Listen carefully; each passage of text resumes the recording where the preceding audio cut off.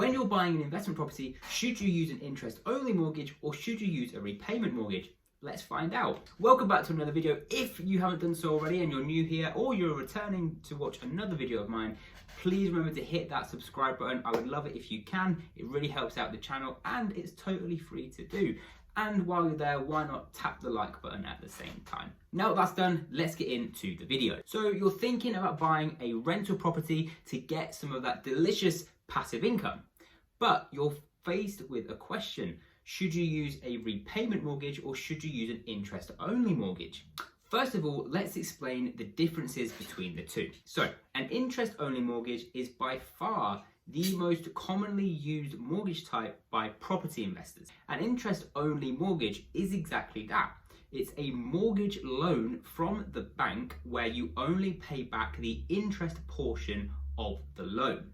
For example, let's say you buy a property for £100,000 and you get an interest-only mortgage for £100,000, and let's assume that you have a 3% interest rate and it's spread out over 25 years. Your monthly payments on the interest-only mortgage are going to be £250. At the end of your 25-year term, you will still have the £100,000 left to pay. The reason for this is you haven't been paying off the principal, the capital portion of the loan. You've only been paying off the interest. The idea with an interest-only mortgage, and the reason that the majority of investors use interest-only mortgages, is that you want to let father time, you want to let inflation pay off your mortgage. And that's not to say that every month inflation or time is paying off your mortgage. The idea is at the end of your 25 years, your property has appreciated such that you then have the ability to pay off your mortgage by selling the property or remortgaging the property. Okay, so what about repayment mortgages? How do they differ from interest only? Well, with a repayment mortgage, you're going to be paying the interest portion as well as paying down some of the principal part of the loan. So you're doing both of them at the same time. So let's use the same example that we use in the interest-only mortgage, a £100,000 loan, mortgage loan, at a 3% interest rate for 25 years. Your monthly payment there would actually be £474 per month as opposed to £250. However, whereas with an interest-only mortgage, you'd still have the £100,000 left to pay at the end of the term, with a repayment mortgage, you're paying down the entire loan every single month. So by the time you hit your 25-year end of loan term, you have zero left to pay and you're mortgage free. Now this kind of mortgage, repayment mortgages, tend to be preferred by people who are buying a home to live in for 10, 15, 20 years. And the reason is that in most cases, your home is actually a liability and the debt on your home is a liability. So you want to get that mortgage paid off. And when you hit retirement, you want to be mortgage free, hopefully earlier than retirement, but by retirement age, you want to have your entire mortgage paid off. So when it comes to investing in property, which is the best option? Now, it's important to know that, of course, when you're actually going to make the decision, it's important that you speak to a qualified accountant or your mortgage advisor. This is not financial advice, this is just to give you an idea of which may be the best option for you. In most cases, investors of property are going to want to use an interest-only mortgage. But this does, of course, depend on your individual circumstances.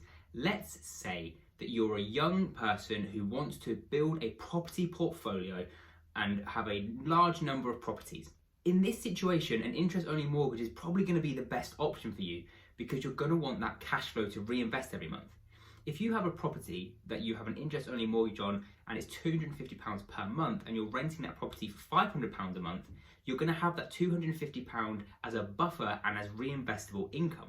If you're charging £500 per month per rent on a repayment mortgage, and as we said, it's £474, you're going to have such a small amount left over that it doesn't make sense as an investment property. And it's probably not worth tying up that large chunk of capital to get it as a buy-to-let in the first place. On the flip side, let's say that you are an older individual who has a couple of properties that they rent out and you're starting to head towards that retirement age. In this situation, you're likely going to want to start paying off that principal. Now, it's important to know that obviously it's going to depend on your circumstances and what you plan on doing.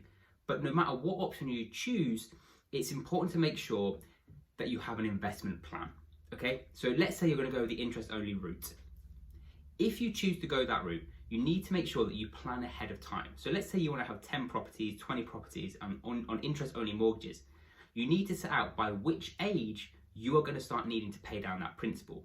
Okay, because what you don't want to end up doing is over leveraging your portfolio. And it might not even be to do with age. It could be that actually we're starting to head in towards tougher times economically, and therefore you need to reduce your risk. And by that, you're reducing your leverage, you're reducing the loan, the principal that you have on these mortgages. One issue that I see with property investors in quite a lot of the time, and I'm guilty of this myself, I see property debt as good debt, and in most situations it is. However, it can become very easy to become over leveraged, and property investors specifically tend to see property debt through rose tinted glasses. We tend to see it as great debt, good debt the entire time, and sometimes we can miss the important point of just how leveraged are our portfolios.